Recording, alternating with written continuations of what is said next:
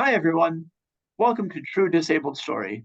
My name is Nico, and I use he, him pronouns. I'm a white man with floppy blonde hair, large blue and brown spectacles, and a white, orange, and blue checkered button up dress shirt underneath a green zip up hoodie. I'm also wearing a black headset, and I'm seated in front of a white office wall. Like roughly 25% of all Americans, 20% of everybody globally, and then 17% of Philadelphians actually, I'm disabled. And whether we look locally, nationally, or even globally, disabled communities are full of dynamic, diverse, and frankly delightful people with their own stories to tell. All we have to do is listen.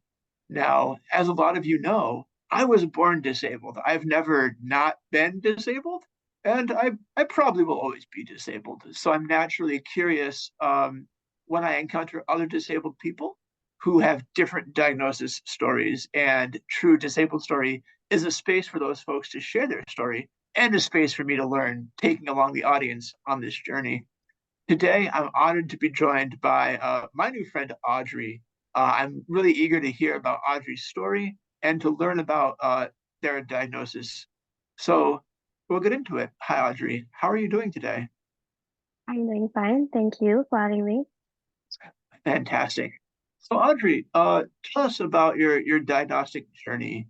Uh, what was your path to diagnosis? Was this kind of a surprise, or was it something that you were actively pursuing? Uh, Tell us that story. I'm all ears. Basically, when my mom was pregnant, she has no idea that we like have a child with like disability. So when I was born, they realized that something was not okay. Um, I was quite healthy, but I was lacking like muscles and stuff like that. So they tried to check it out, and for years they tried to have like different answers. They gave me in total like I think 7 diagnoses, and each time it was proved wrong. Um, what is funny, and maybe it's a case of many child, but like I was okay with being different, and maybe because my parents gave me a lot of love when I was a kid, but they tried for like a very long time to find answer when I was like, yeah, I would never be like walking or, kicking or whatever. I was okay with maybe what some call like a limitation, but it was all right. And so I went to hospital like in Paris for a very long time, in and out to find answers, which were always lacking. And eventually, when my first sister was born, they tried to be like, I would say that they stopped asking and being like, okay, do you want Audrey to go to the hospital? And I was like, I don't want to go because I'm okay. And so I grew up without knowing, still to this day, why I had like I have a disability. Probably it's a genetic mutation, but it's not degenerative. Like it doesn't get worse. It is what it is. Like I could never walk. My back was like having uh a huge like scar and stuff, and I was like, it's okay. It doesn't hurt. And so it's like very funny because everybody was expecting me to want an answer when I didn't want any. It wasn't a rejection. It was more like I am this way, and I think now I am 32, and I feel like I was very lucky to embrace my body the way it was, the way it is. So genuinely, like I was okay in this body, and I didn't even question it. It was other people from my family who eventually did question, do you feel okay? But I always did feel okay. So yeah, that's it.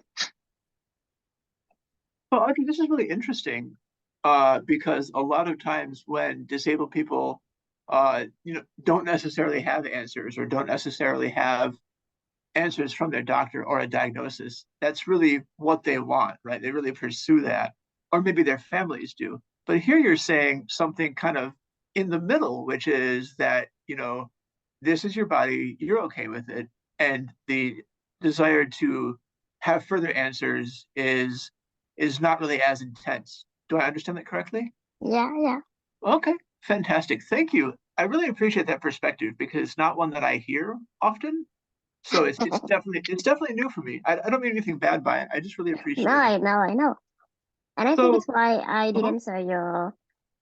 didn't saw your call on Facebook because Yeah, I expected that it wouldn't be like the typical answer, but like I'm very used to be very like this way.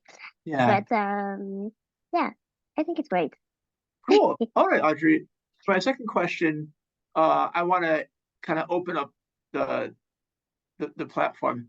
What impact has your disability had kind of on your life?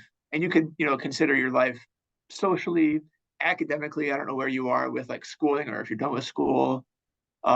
Just like in general, what impact has being disabled had on your life? Um, I've- I don't know what to answer. Like, obviously, my disability is showing Yes. because like I am in wheelchair and I could never walk, and so I have like lungs limitation. So um, I always grew with that. It wasn't a bad thing. It was the way it was. And so I would say that um, I'm quite headstrong in a way that a lot of people, when they try to use it against you to hurt you, I was like, do you even know who you are? So, like, and so I feel like this is my body and I need to love it and to embrace it. And so eventually, because I went this way for like since I was very young, I could like work on my emotionally maturity or to, expand my vision and my mind. And so basically my job is to be a painter and I'm also a model and I would like to be a writer. Yeah, a lot of things. And so I just feel like having this ability and a different vision of the world quite shaped my artistic vision. And so I can never stand injustice. And so it's why I like to use my voice to fight for what I feel is right. And I feel like when I speak with people very often, I am the quite I'm quite like, you know, uh maybe the way I speak or the way I see the world is like a way to motivate people to be better version of themselves. And so frankly, it doesn't have to do with disability, the way I see the world, in a way that if you want to be a good person, it's not about having a wheelchair or having a disability or whatever. I think you can be a good person if you want to be one. But at the same time, uh, because I was like maybe sometimes harassed or discriminate or whatever when I was in school, it gave me different perspective of, you have to be kind and gentle with people because I know how it is when people are not with you. Voilà. That's really wonderful. Yeah, I think you make a really good point about people not making a big deal about disability if they don't want to, and choosing to surround yourself with good people. I really appreciate that. And I also really love that you call yourself headstrong. As I talk with more disabled people, I'm seeing that, being headstrong, to use your word, is one of those common like skills or common traits that really differentiates who's going to be as successful in advocating for themselves and who might not be as successful right away. Mhm. So that's really wonderful. I'm also interested, and this is an unplanned question. I would love to know more about your art, Audrey. Like Okay. I'm looking in your background and I think I see a Salvador Dali Yeah. headshot. So you're a painter? Yeah. Tell me about that. Quickly. when I was like 11, I decided to pursue graphic design Mhm. for whatever reason. And I was not really painting or, drawing, whatever.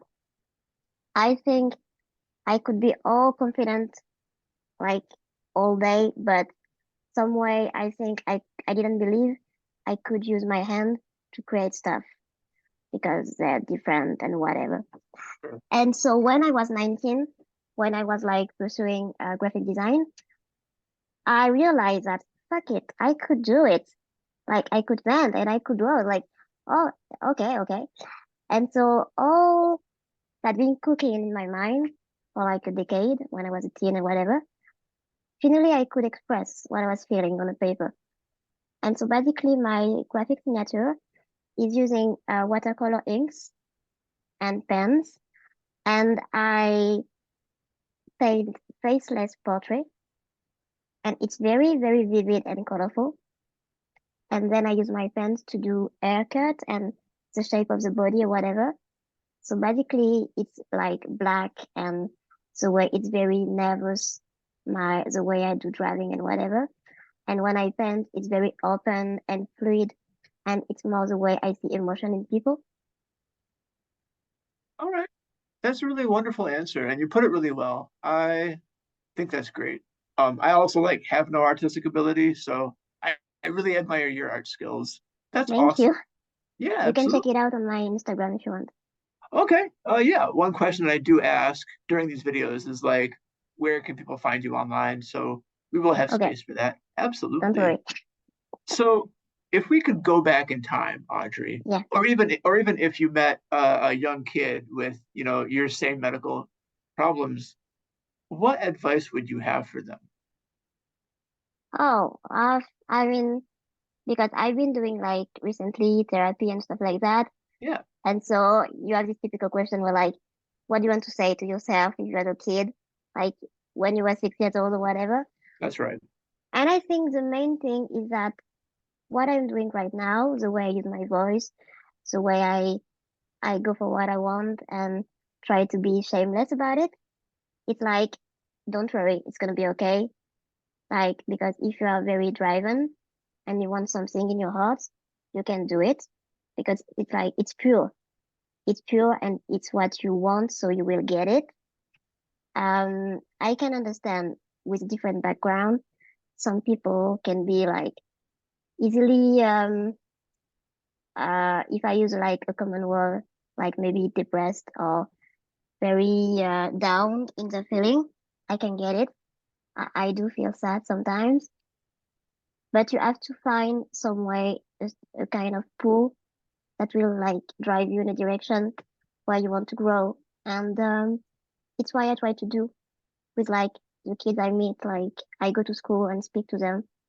And I think it's important to be like, yeah, you can be different and you can thrive and you can be like whatever you want because there is like no case in where you have to fit. And anywhere when you are like physically different, it's very difficult to try to fit in something. It always will end up in disappointment. So I can understand where does this come from. But then eventually, for me, the real success and the real happiness is in embracing who you are and be shameless about it. Embracing real success is accepting who you are. I should get that on a shirt or something. Thank you, Audrey. It's very wise. It is. All right. As we close our time together, Audrey, I want to thank you again for taking the time to speak with me and for sharing your story. I'm a better person for having heard it. So I want to give you a chance at the end of our time together, the same chance that I give everybody, regardless of what we're talking about, regardless of project. Where can people find you online if you're looking to connect or build a following? Or if not, promote yourself. What cool things have you got going on? If you have any recent like successes or wins, you could mention that. This is just your chance to really promote yourself and be your own cheerleader. So let's hear it. You can find me on Instagram mostly, on Audrey the artist. And then I just try to speak about my engagement, about feminism, ableism, and what I feel is right and wrong in the world, and to try to use my voice to make other people heard and try to be like present in what we call presentation. Because like if like we keep to be hidden somewhere in a tower, like how can we make the world a better place? Like you have to be in the streets, in places, and just be like, present. So I just try to use this to make it a kinder and more, um, I would say maybe, yeah, passionate place. Audrey, the artist, coming to us from France. Thank you so much Yeah, for your time. I really appreciate it. thank you. All right. Uh, you know what, Audrey? I can't wait to see what you do next. Whatever you do, I'm rooting for you. Thank you. All right. Take care now.